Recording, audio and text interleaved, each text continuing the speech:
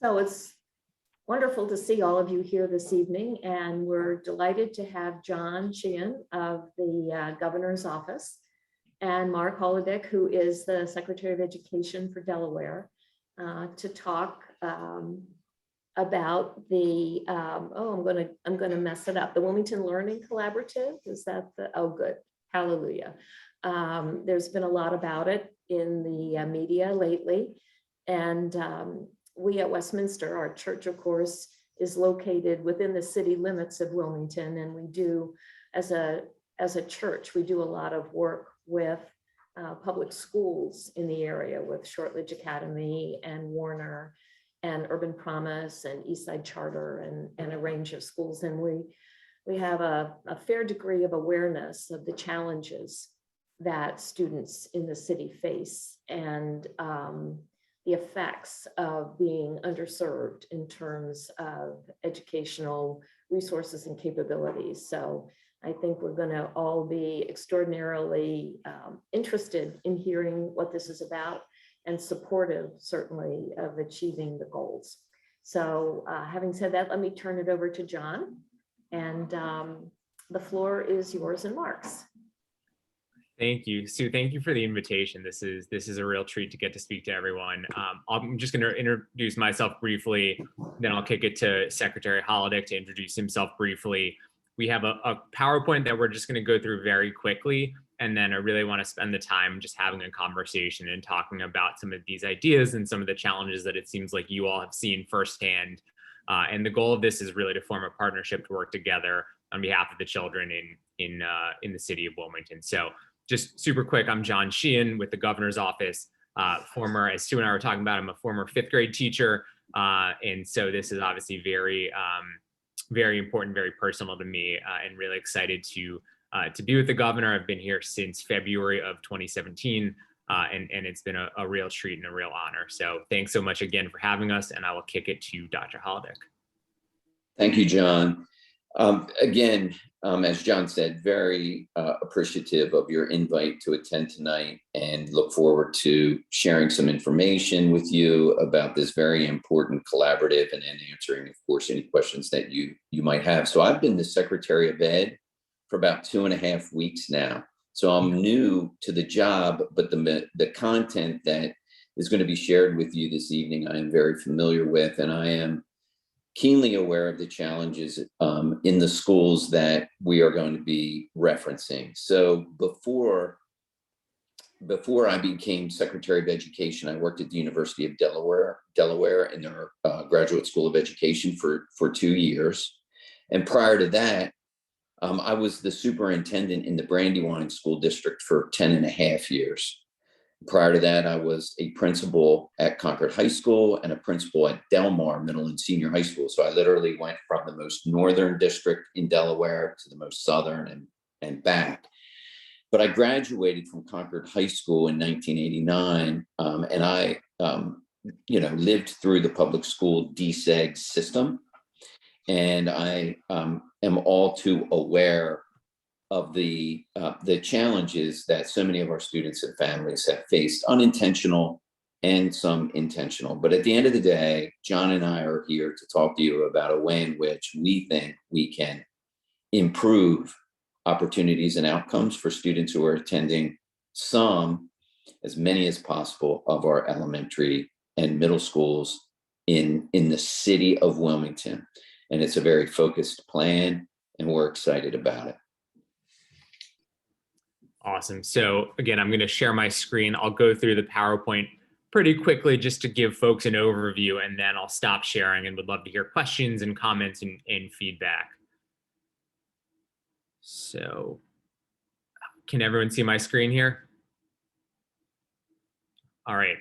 So as Sue introduced, this is something that we've been talking about for feels like forever now. It's been quite a while, but the Wilmington Learning Collaborative is as I said, a partnership, pretty much asking all of us to do our part to lift up schools in the city, and really working across district lines, Brandywine, Christina, Red Clay, to support children and educators and families in the city of Wilmington.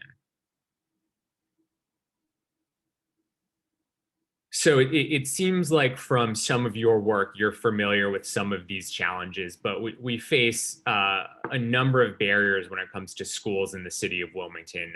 One is just the fragmented nature of governance in the city. And so you have 4 or 5, depending on how you count it, traditional school districts that all serve pieces of the city.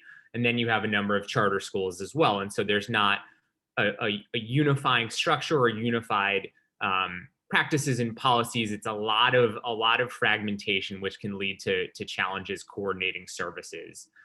We have a huge challenge with both recruiting and retaining educators. Really, it's become a national challenge, but it's particularly acute in high need schools. And so, as you'll see on the next slide, we have pretty high rates of educators who leave these schools. And as a former principal, what Mark can tell you is that means you need to redo all your professional development, reestablish those relationships, and that turnover is really a challenge for schools. Another thing we see is that because of the nature of how those districts in the city are drawn, you see a child or family could move just a few blocks and you're in an entirely different school district. And obviously that can create significant disruptions for children who change schools mid-year. Mark did a really great job in Brandywine with their school buildings are in beautiful shape, but that's not the case for every child in the city. And it's why we in our office are working so hard to recapitalize and even build a brand new school in the city of Wilmington to make sure that children and educators in the city have the absolute best learning conditions possible. And so these challenges combined with trauma, poverty lead to low student achievement rates, sometimes really high chronic absenteeism rates, and something that we really believe that we all need to work together to address and improve. And so as I referenced on this slide here, you can see the 3-year retention rate for teachers in these schools. So as you can see, every 3 years, for instance, Bayard will lose close to 70% of their staff. And so really, again, becomes hard to build a culture and build on your professional learning if you're having to sort of redo it for 70% of your staff every few years. And so as you can see, the state of Delaware average is about 2/3, and all of our schools here in the city are below that. And so we believe that by creating this targeted partnership, we can start to get these numbers back up and create the conditions to keep our educators in these schools, recruit and retain them. And so this is what looks like a complicated structure, but I think it paints a really great picture. And this is sort of what the Wilmington Learning Collaborative is. And it is essentially our 3 districts in the city, Brandywine, Christina, and Red Clay, agreeing to delegate certain responsibilities to a small team and a small governing board whose only responsibility is these schools, these children, these educators, these families. And so creating this community-based governing board of folks who are known in the city of Wilmington and know Wilmington schools, and this small team that is going to laser focus on the needs of these children. And then a key piece of this is really pushing decision-making as close to children as possible, empowering our educators who are in front of children every day, our school leaders who are in those buildings every day, to have flexibility and the ability to do things differently than they've done in the past to meet the needs of their students. And so it's really, the bottom line is a targeted hyper focus on these schools with some flexibilities to do things a little bit differently to meet the needs of these children. And so what could this look like? We have been very clear that this is not a top-down mandate. This is not something that we are going to force on anyone. This is what we call a coalition of the willing. We want folks to opt into this partnership to work together on behalf of children. As I said, we want to have this small team. I consider it sort of an all-star team of education experts and this community-based governing board to solely focus on these children, these schools, these families. One of the big pieces that I just mentioned, and we'll talk about it probably a few times, is this ability that we have to empower our educators with shared decision-making. And there's a lot of research behind this that says that when you include educators in key decisions, when you leverage them as decision makers for what is best for their students, teacher retention, like I just showed you on those slides, goes way up. culture in a school improves and student achievement improves. And so we believe that that model of shared decision making with educators is a really good thing to include here. And then it's key to set up community councils to involve families and community leaders in these schools and help give them a say in advising for what is needed, what the community needs. And as Dr. Holodick will kind of punctuate at the end, we really have an opportunity to create schools that are true community hubs with services during the day, enrichment after school services, weekend programming, evening programming for families. Some of the things that we've seen work at a few of the schools so far, clothing closets, food pantry, some social services. And so really creating wellness and wraparound services that we believe can be a benefit here. I mentioned some of the flexibilities around how to deploy like budgeting and additional funding to best meet the needs of these children, because this is certainly not something where a one size fits all approach will work.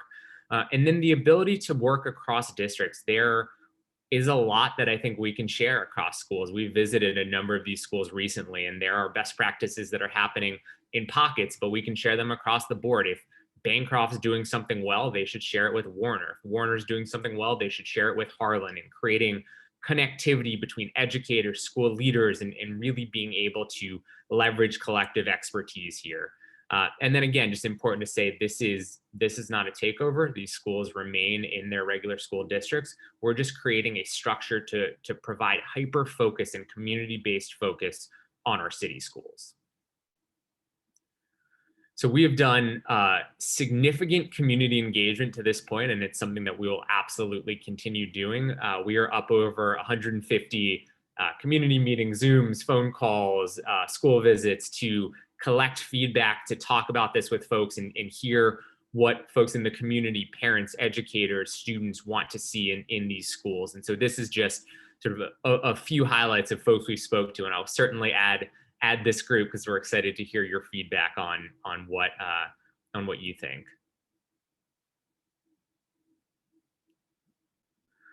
So this PowerPoint, if you had seen it a few months ago, you would notice that this looks very different. And that's because, again, we've been really intentional about speaking to the community and hearing from the community and tailoring this plan and tweaking it, because we do not believe that this is something that we should kind of drop on folks and say, this is the plan, you're in or you're out. This is something we want to build with folks who are doing this work and living this. And so a few things that we had been asked, one was, can you clarify, in addition to the current funding, is there going to be anything else to support these schools? And in last week's recommended budget, the governor presented, there was an additional $14 million for disadvantaged students. And half of that is going to go to the Reading Consortium and their recommendations. The Reading Consortium is a community-based group here in Wilmington that is focused on the needs of Wilmington schools. And the other half is going to go to schools that participate in this collaborative. And we've heard feedback from staff in these schools that they need more educators and more education support professionals in classrooms. So you have, multiple adults in a classroom. They really want to see more wraparound services, more counselors, more extended day programming. They want to see children who reach kindergarten have had early childhood experiences, and seeing if we can create more early childhood seats so that when a child reaches kindergarten at Shortridge, they've already had at least 1 year to prepare for that. And so there is, I think, a lot of good that can come from this additional funding. And so we're excited to continue to work on the best way to deploy these resources. In addition, we had heard, we have a lot of urgency around this for the reasons that, Sue, you outlined at the beginning, is children are in school buildings each and every day, and we can't wait to start this process. However, we heard from a lot of folks, including educators, that given the pandemic and all that's going on right now, that this is something that can't happen too quickly to do it well. And so we've sort of, I wouldn't say delayed our timeline, but made next year really a planning year, but we're not going to wait to put supports in place. And so that additional funding is going to be deployed, assuming the General Assembly passes the budget with it, deployed next year so that we can start to get additional staff, enrichment services, wellness services, but take next year to do a few things differently with that funding, but really plan and engage educators and families and students and community leaders so that the following year we can really hit the ground running with some of these exciting changes. And so we sort of, our timeline had been a little compressed, and so we sort of made it, I think, something that's a little more what the community wanted to see.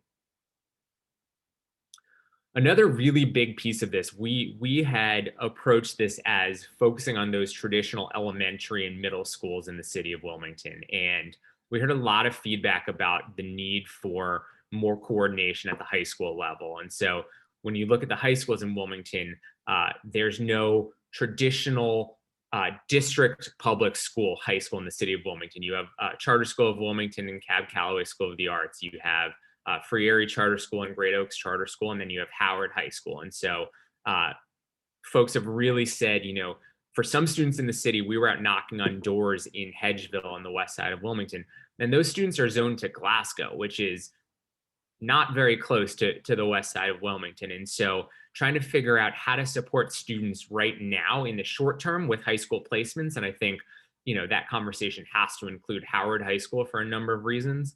But also looking at what the long-term strategy should be. And we could have probably a whole different hour-long conversation on the high schools, but really looking long-term, really have to look countywide at how to do this, because we have sort of an imbalance of high school seats in the city. But this is something we've added to the plan that we need to really lean into looking at the best possible high school options.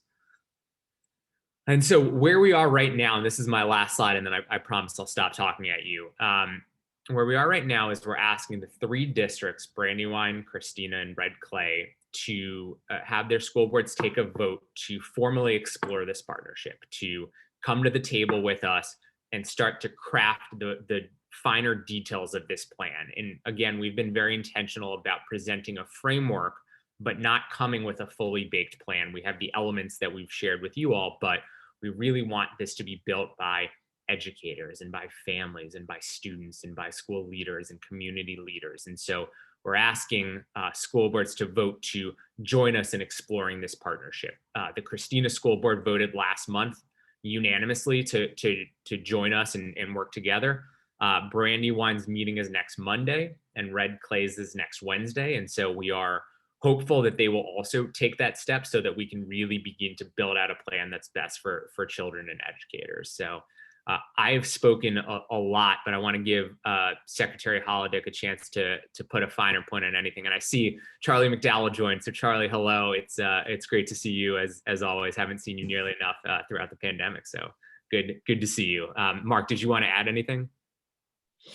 Well, you thoroughly covered it all, John. I'm just going to emphasize what excites me about the collaborative is I've always believed that urban schools, unlike rural and suburban schools, function best when they serve as the hubs of their community.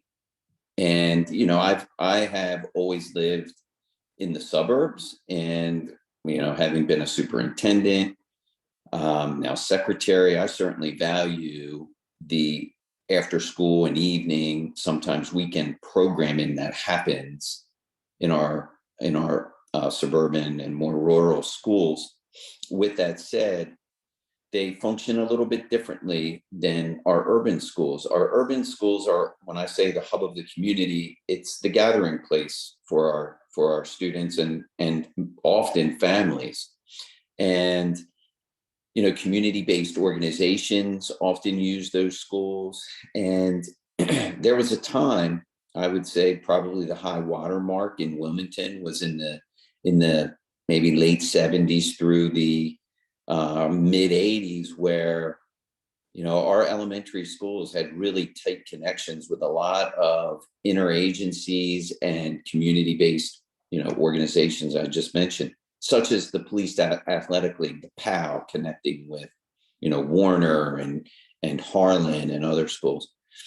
And that's where you get wraparound services that really support students and families. And I think this plan puts the schools that are involved in a position to leverage that kind of work and effort, meaning connecting with the community. John mentioned these community-based committees that would support the school, and the same would apply with teachers, to get them really invested and engaged in decision making within their buildings. And that is how you build momentum toward improvement, and not just improvement in the academic sense, but putting students into situations where they just have opportunities that they don't have right now. During school, after school, in the evenings, weekends, and then, coming up, I'm very interested statewide, but in particular in the city of Wilmington, of ensuring that we have as many programs running this summer as possible for our kids. I'm very concerned coming out of, hopefully, I'm being very positive here, coming out of COVID, I hope that, that we get started on,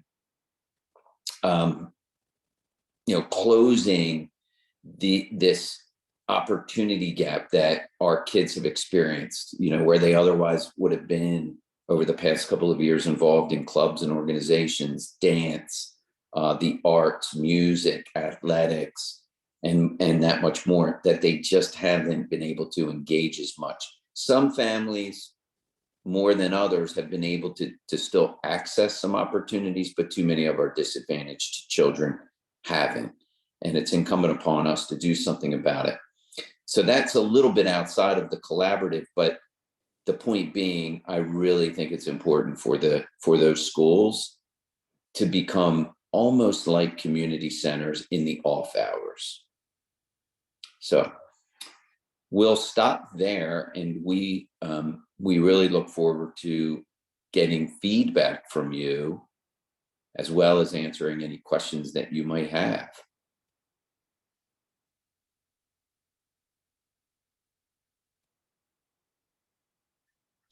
Sue, you're muted.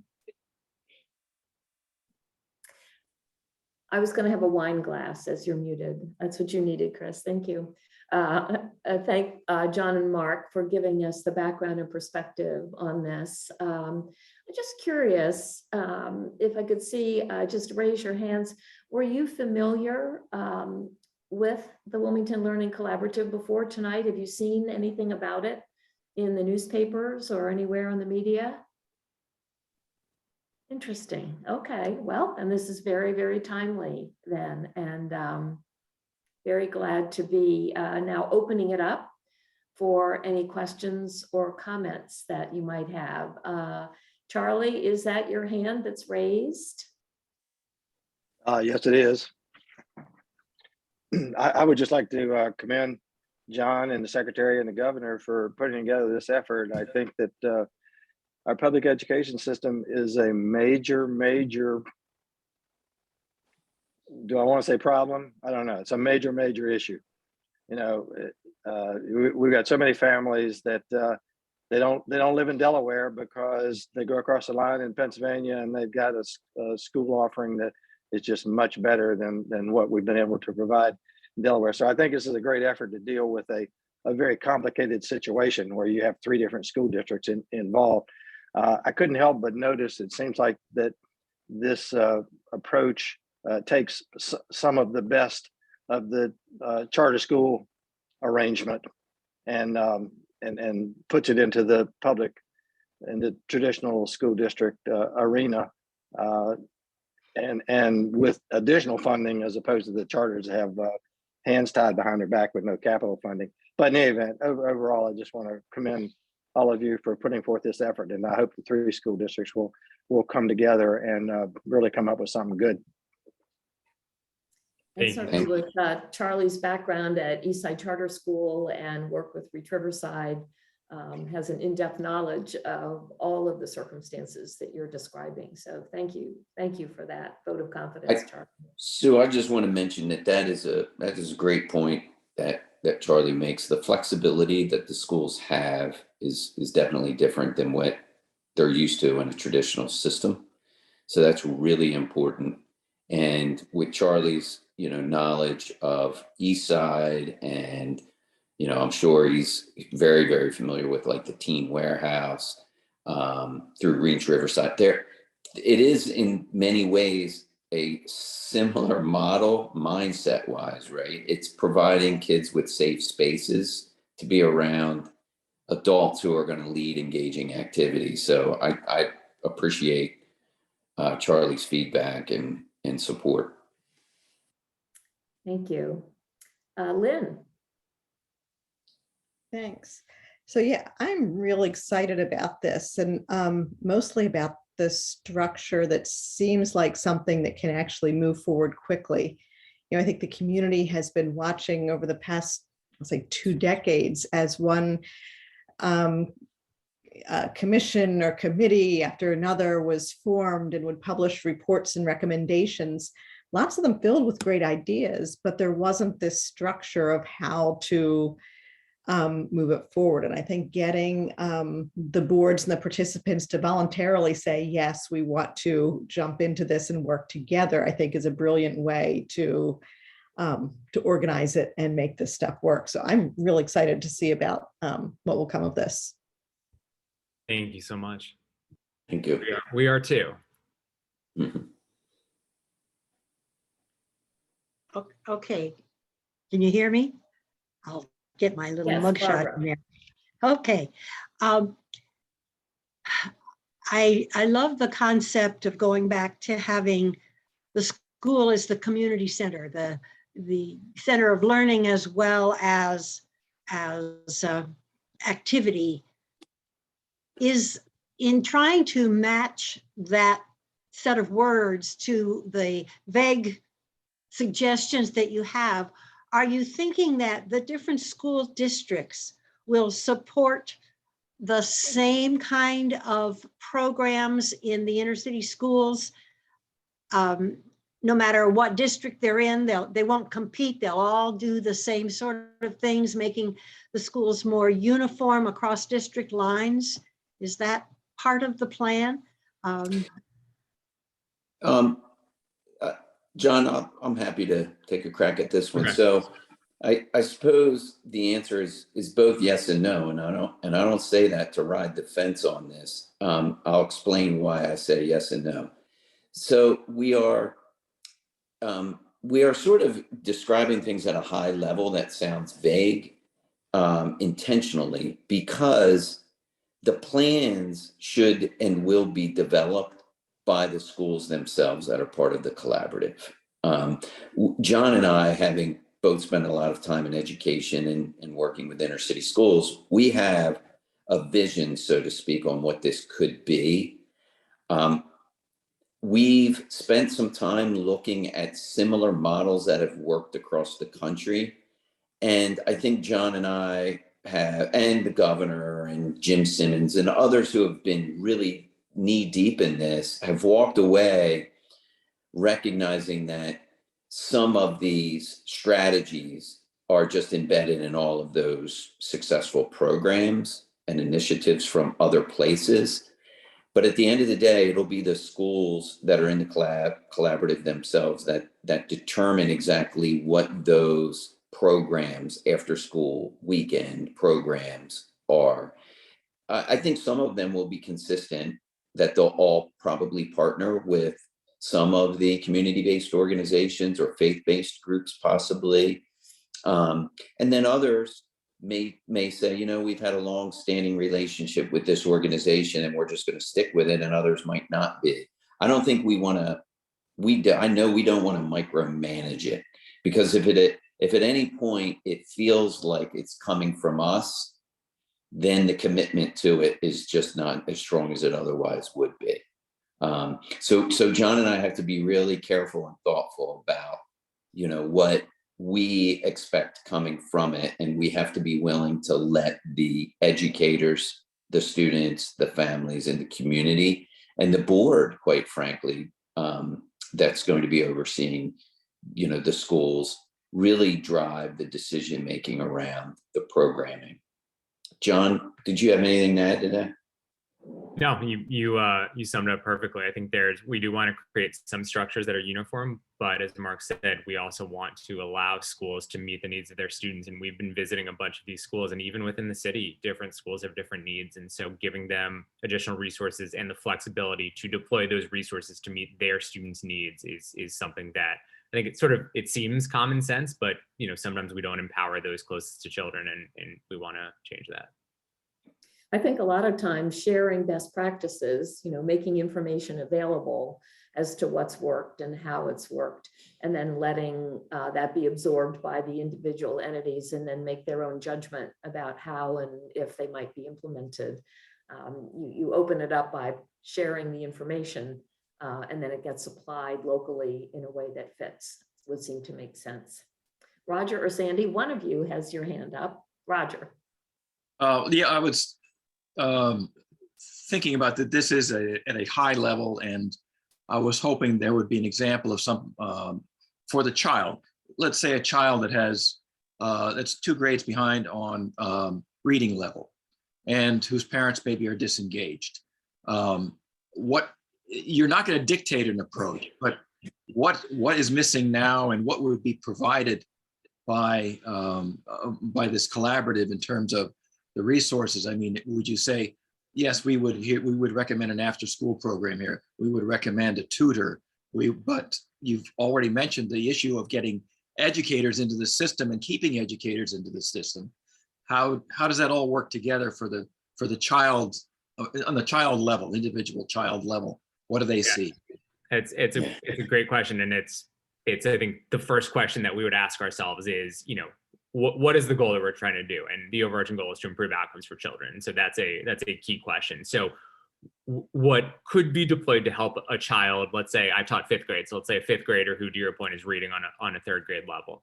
I think an additional staff member in that classroom to pull a small group of struggling learners. So it's not one teacher in front of 25 children, but someone who's able to pull that child in class and work with them sort of more of on a one-on-one basis. That would be one thing. To your point, the enrichment after school programs. There's an organization called Reading Assist, which does great work across Wilmington. So the ability for that child to, during the day and after school, have a one-on-one tutor who works with them to help them catch up, provide additional learning. In addition to that, having options for weekend programming, summer programming, also seeing, with additional counselors and mental health resources, is there a trauma that's holding that child back? A number of things we can deploy to meet that specific child's needs. And then to the point that was just brought up, let's say that child is in Bancroft. Maybe there's a teacher at Warner who is getting incredible results with their children in ELA.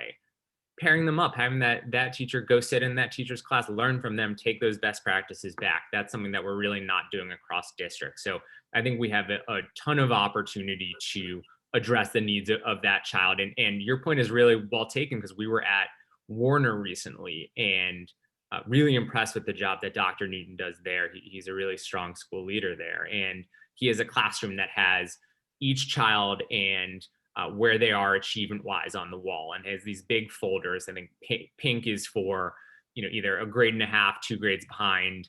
Yellow is like approaching standards, green is at standards. And there's a lot of pink on that wall. And so we know that there are children who are behind where we need them to be.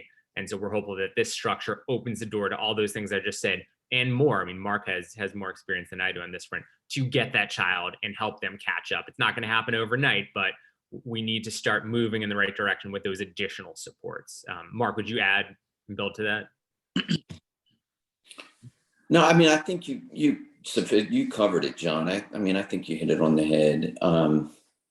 It's, I think there are some resources that we can provide to schools during the school day that could really make a difference academically. But the additional support, especially, the governor feels very strongly that we have to improve our 3rd grade reading scores and math 8th grade scores. Understandably, those are, in the education system, in those particular contents of math and English, like those grade levels are really important. Those benchmarks matter. They tell us a lot about the trajectory of a student's academic career. So, being very strategic around programs that, that will impact those academic areas at those particular grade levels be really important. Now, I think in year one, setting stretch goals that are also reasonable makes sense, right? We don't want to have goals in place for year one that are unattainable, and at the halfway point, people are saying, "Oh my gosh, we're failing." I think we take the data from the schools that are going to be participating over the past 5 years. We look at that data and say, "Okay, I'm going to give an example. We have 6 schools involved. We look at the last 5 years of attendance data, and it tells us that students in those schools are absent on an average of 18% per day. 18% of the population is not in school each day." I see people going, "Oh my gosh, that might not be real data." In fact, I'm sure it's not. It could be better, or it might be worse. I don't know. But either way, we know that the absenteeism in our urban schools is way too high, right? So I would expect that the governing board, working with those schools, is going to set sensible goals about decreasing the number of absences in those schools immediately, right? And the next question will be, okay, well, that sounds great. You set a goal, and we do this too often in education. We'll say, okay, we have this high absentee rate. Our goal is to cut it in half, and then we cross our fingers. I think it's critical that we have a plan in place to make that happen. And so one thing that I've seen in one of the models that we've looked at is someone who is dedicated in each school to connecting with families, so that when a student is absent more than one day, there's a reach out. There might even be a knock at the door, that you build a relationship with the family in the home that starts to bring those absences down, right? I mean, that's just one. So there are things that we can do in year one that are quick wins, and really, I'm big on the term momentum, because that's what you see in education. When a school starts to turn around and have different results, it grows. People get excited and feel good and are more committed. But the opposite is also true, right? We've seen that in struggling schools, that people get to a place where they sort of throw their hands up and say, "I'm just coming to work because I have to," right? So, yeah, I think that adds on, John, to what you shared. As you gentlemen have looked at school boards and school situations outside of Wilmington, outside of Delaware, is there a particular community about the Wilmington size, about the Wilmington racial mix that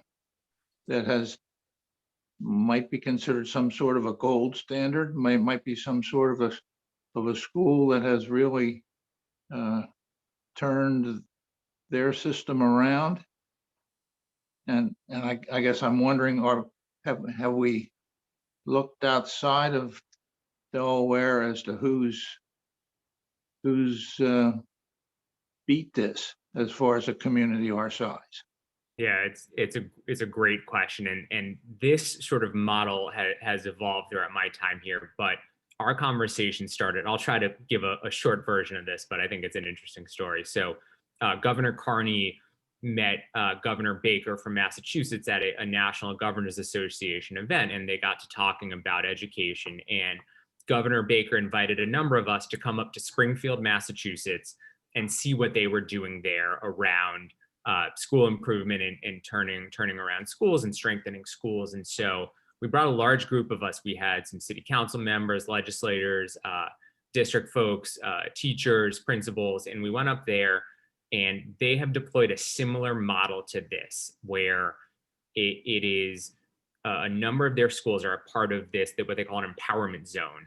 And they have a lot of these flexibilities and autonomies at the school level to meet student need. And there are models in Fort Worth, Texas, in Denver, Colorado. The Fort Worth is probably the closest demographically to Wilmington of those. But what we did back in December is we organized a Zoom like this. It was a 4+ hour Zoom, and we had teachers and principals and union leaders and school board members from those areas come talk to us about what they've done that's worked. And, you know, I'll be the first to say, no one said this is perfect, but everyone said this has led to results. And, you know, a couple of the schools in Springfield have shown profound results. So across the state of Massachusetts, only 2 of their secondary schools have exited underperforming status, and they were both schools that were in this zone. The Denver schools outperformed the district average. And so we have seen how this model has led to results. And so what we want to do is sort of take some of the key components, but also recognize that you can't sort of copy and paste anything. So take some of the things that we heard from teachers and principals that they said, hey, you got to include this, but also tailor it to the needs of Wilmington, because to your point, really no 2 communities are the same. So take what they've said are the best practices and bring in what we know the community needs. And we think that that combination is going to be really impactful. Were any of those successful, or whatever might be the right word? Successful. Yes. Were their school system managed by 3 different districts? No, so there is a model in Texas that was a multi-district collaboration. Most of these are inside one district, but our Wilmington context, as we talked about, is sort of unlike anything else, where you have, you know, a relatively small city, I think less than 100,000 folks, divided into all these districts. So yes, there is a precedent for multiple districts. It's more common within one district, but this isn't unheard of. You talked about the need. Oh, I'm sorry, Bill. Go ahead. No, I'm sure this is my last question. It's probably not a good question. Why is the Wilmington school system managed by 3 different districts? I'll defer to Mark to give you some of the historical context, if that's all right. Sure, it's a great question. So in the mid 1970s, there was a federal court order that required the desegregation of the schools in Newcastle County, specifically the closing of the Wilmington School District. And the following year, the governor at the time, Bill McLaughlin, you might remember him, 2-time mayor of Wilmington, he and the governor and a lot of other political and educational leaders were charged with developing a plan. And I remember I recall reading, I was too young to remember, I'm happy to say, but they took some trips. I think one may have been to Memphis and looked at the way they were desegregating schools. But long story short, we went originally with a Newcastle County school district, and that lasted for 2 years. And it didn't go so well. And here's why I think it didn't go well. You went from having a large Wilmington school district surrounded in the suburbs by a bunch of very small school districts. You had the Alfred I. DuPont School District, Claymont School District, Mount Pleasant School District, bunch of small districts all around the city. And so here we turn around and go to a county-wide. And so, you know, families who were accustomed to being able to pick up the phone and literally call their superintendent and have a conversation, positive or negative, that they lost that opportunity, because now you have one superintendent of a massive county. And although it was layered with other high-level administrative positions, at the end of the day, there just seemed to be a disconnectedness, right? So they went back to the drawing board, and they ended up with 4 districts that surround the city of Wilmington sharing, you know, students from Wilmington. And there was a plan that required, it was approved by the feds, that required suburban students to spend a minimum of, I think it was, don't quote me on this, but a minimum of 3 years in the city. And for children in the city to spend, a minimum of I think it's like, the same minimum of 3 years in the suburbs. Although what ended up happening, which has caused a lot of animosity between Wilmington residents and, not animosity between necessarily the citizens as much as the city residents and the school districts, is that the city kids ended up spending the lion's share of their educational career far away from schools near their homes, right? And so you have Colonial School District, which has a very small portion of the city, and then Red Clay, Brandywine, and Christina that all, share pretty large swaths of the city of Wilmington. And those students are put on, many of those students are put on buses and sent to, schools that are not so close to their homes. Maybe the furthest from the city, furthest school that comes to my mind is probably Glasgow High School, down on 896, or Newark High School. You have city kids that actually attend those high schools. In my old district, the furthest school was Cali and Concord High School. Now they're not too far, but for some of our city residents, parents who have kids in those schools, it's not easy to get to those buildings, especially if you don't have transportation. And you can take public transportation, but if you haven't taken it in a while, it's not as easy as jumping in a car and driving there, right? So it's the desegregation plan that Delaware came up with. As a student who lived through it and graduated from it, I have a much different perspective because I, in many ways, benefited. I benefited because I was able to meet, interact with, build relationships, get to know students, in particular students of color who I otherwise would not have known. And it helped me grow, I think, as a young person, and just have a much different perspective of people. But for many, they see that experience as being much different. So that's a pretty long-winded answer, Bill, but that's the history of Wilmington. And that's why we still have 3 districts that share the city, primarily. The thing that always struck me was the idea, you have a lot of rental housing in the city.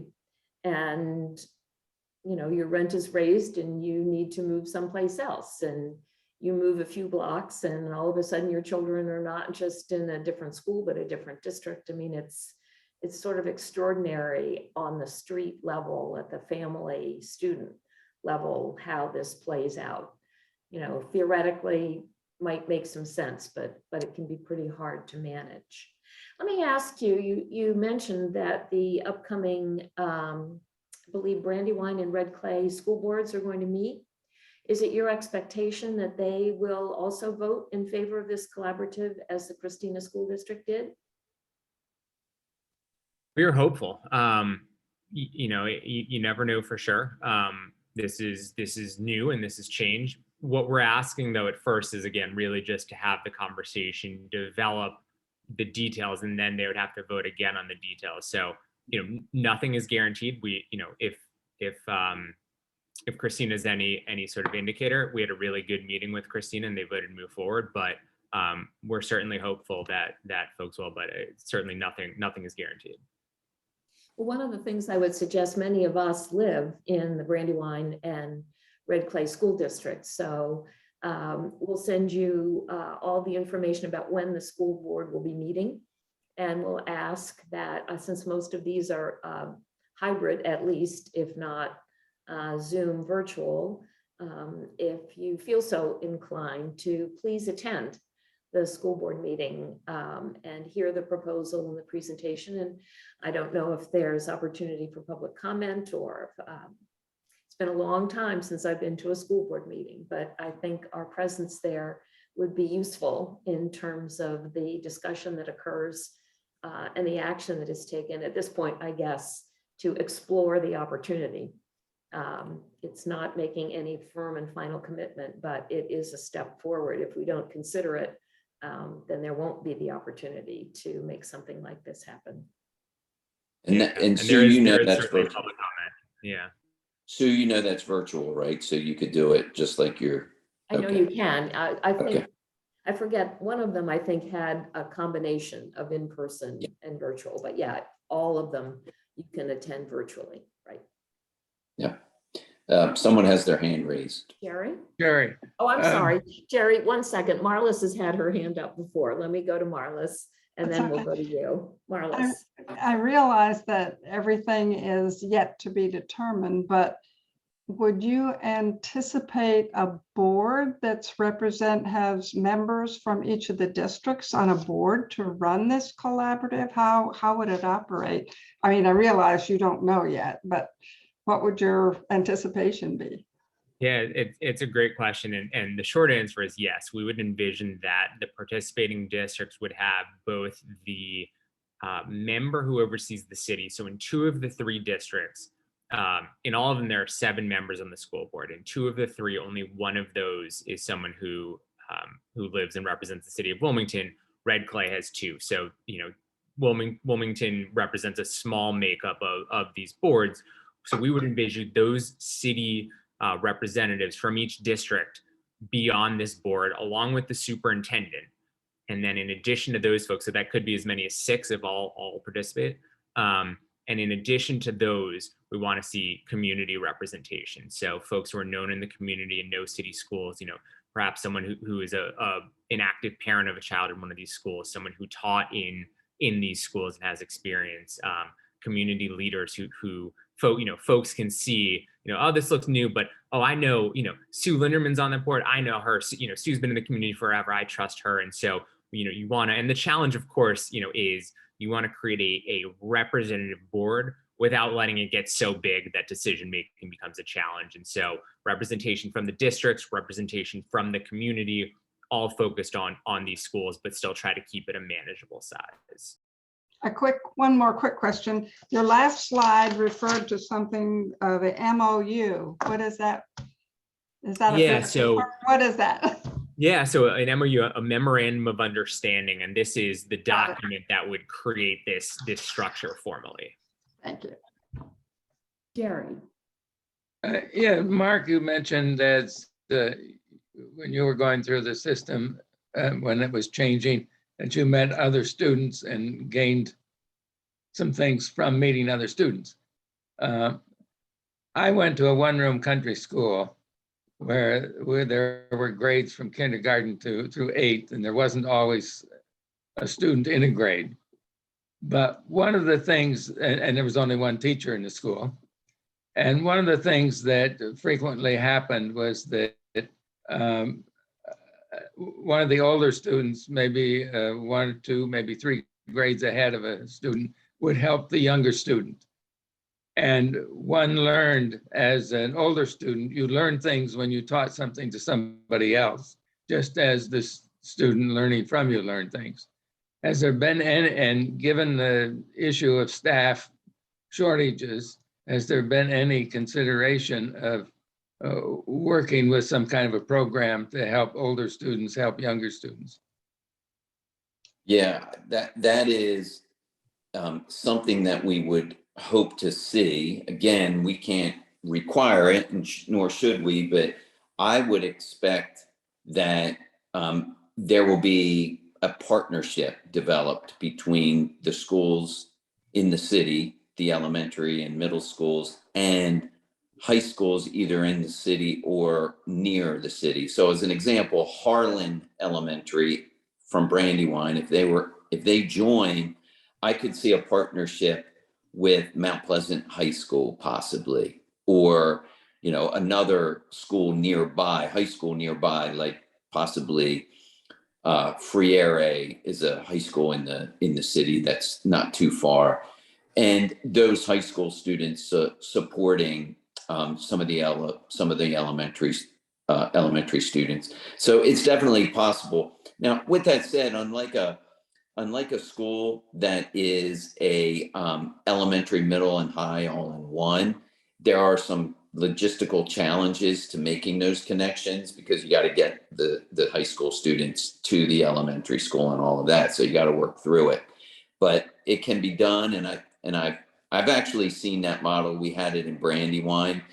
It's like so many other things, though, when you don't have the hyper focus that John mentioned in the beginning of the presentation, you have these ideas in your larger districts.